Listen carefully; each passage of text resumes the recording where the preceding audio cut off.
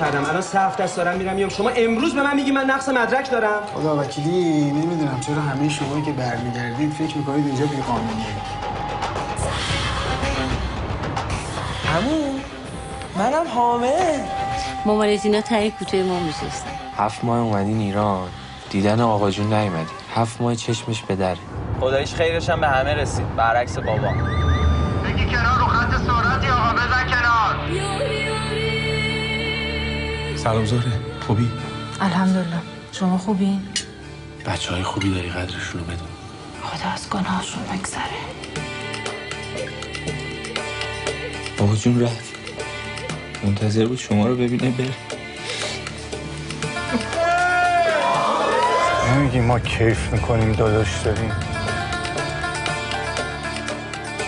وصیت‌نامه اینجا هست یا نه؟ کی کار تدریس تو دانشگاه درست کرد؟ برای چی مزخرف میگی؟ کی هستی که کار من راه بندازی؟ بابا مرد رفت. این پول شماست، مال توییم.